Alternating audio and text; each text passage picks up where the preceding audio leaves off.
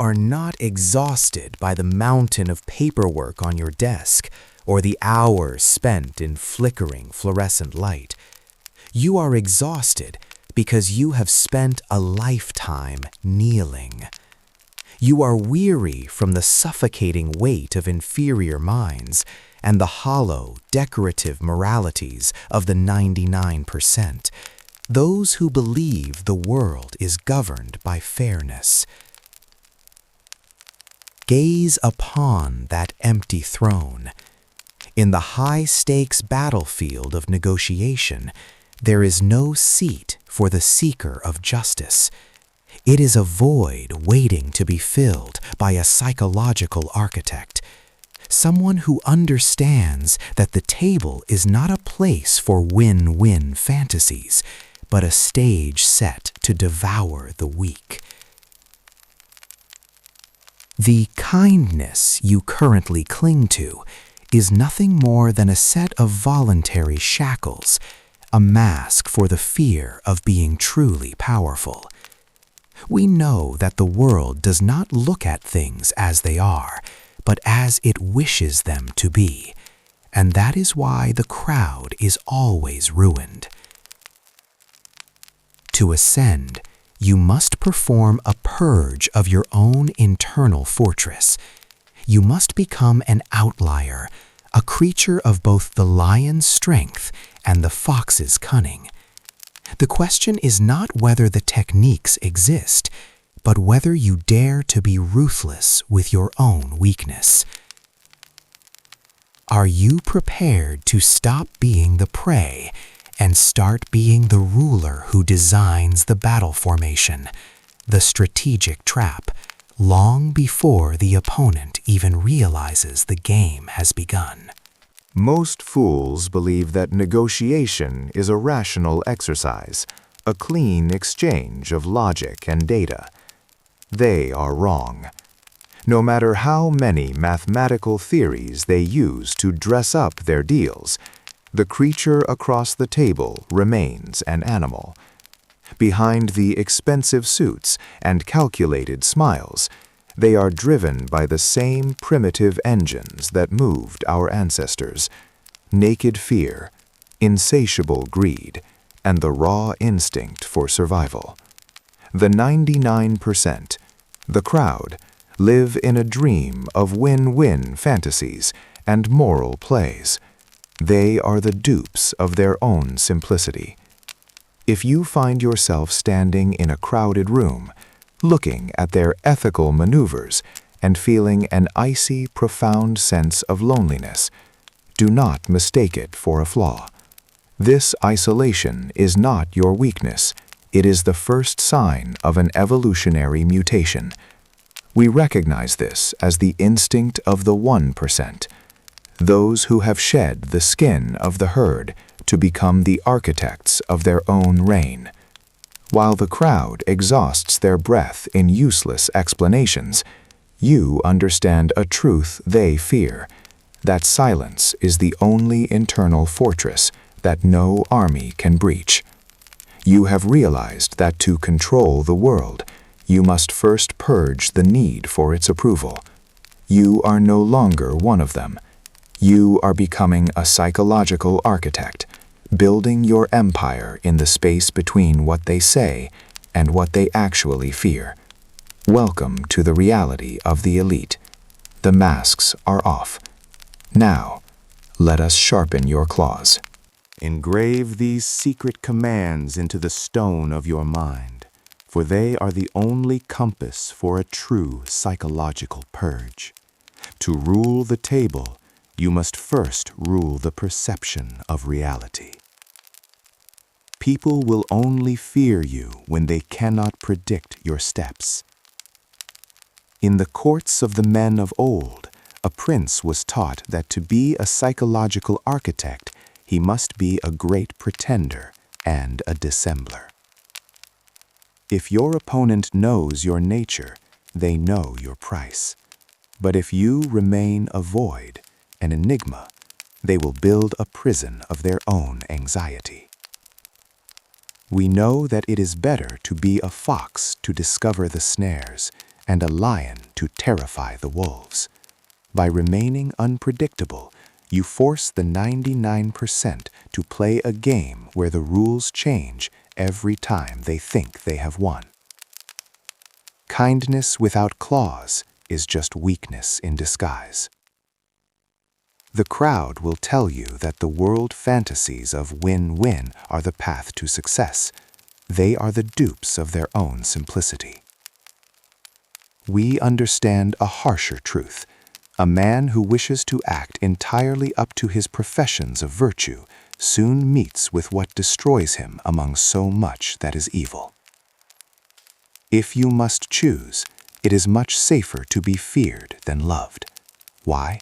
Because love is held by a link of obligation, which men, being the ungrateful, fickle creatures they are, break at every opportunity for their own advantage. But fear? Fear is held by a dread of punishment that never fails. To have claws is not to be a common bully. It is to have the internal fortress prepared to use wrong when necessity demands it to maintain the state. The 1% do not seek to be good in the eyes of the weak. They seek to be effective in the eyes of history. They understand that while crimes may win an empire, they do not win glory unless they are executed with the precision of a master.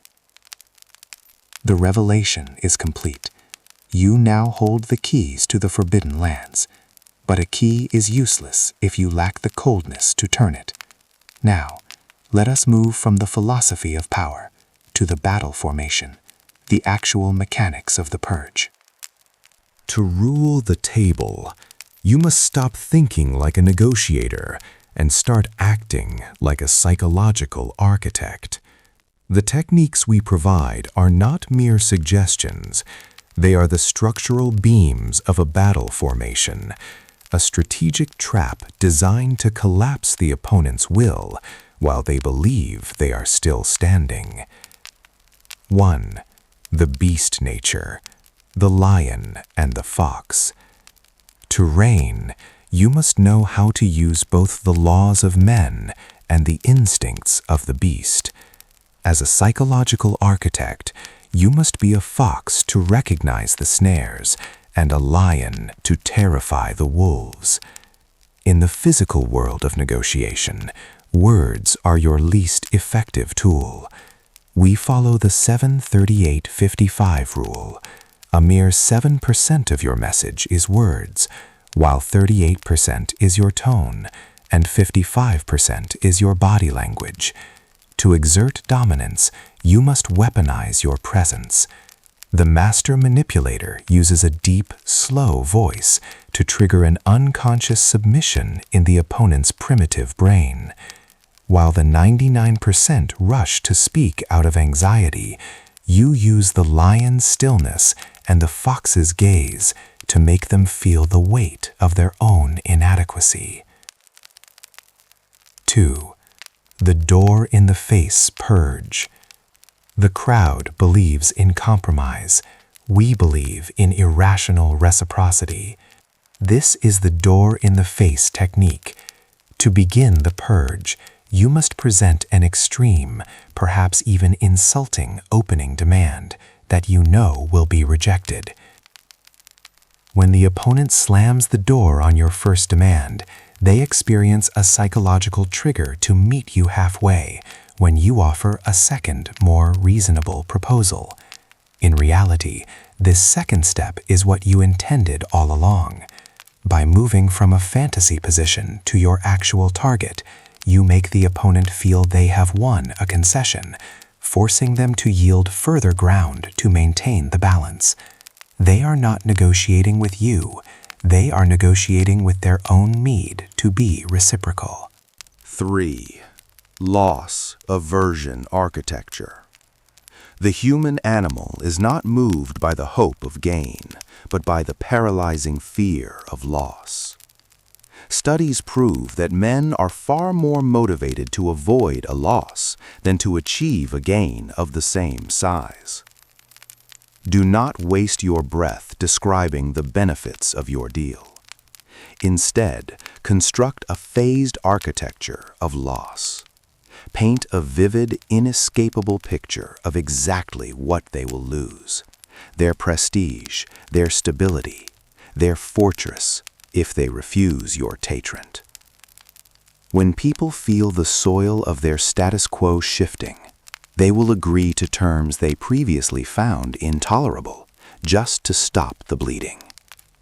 To rule them, you must make the pain of saying no greater than the cost of saying yes. 4. Tactical empathy, the pseudo-consensus. The final tool is the most dangerous: tactical empathy. This is not the kindness of the weak. It is a weapon used to strip the opponent's armor.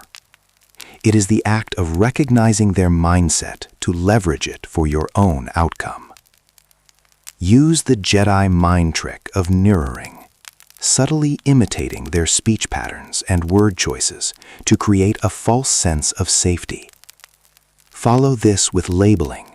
Name their fears aloud in a calm voice. When you say, "It seems like you are afraid this deal will undermine your authority," you force their brain to process the emotion rationally, effectively deactivating their defenses.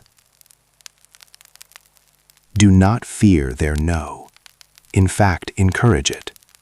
When an opponent says no, they feel they are in control. That is the moment they are most vulnerable. While they revel in their perceived power, you are the psychological architect, using their own words to map the cracks in their internal fortress. The traps are set, the battlefield is mapped, but the architecture is only as strong as the one who executes the purge. You have been handed the map to the Forbidden Lands. We have revealed the structural cracks in the internal fortresses of your opponents.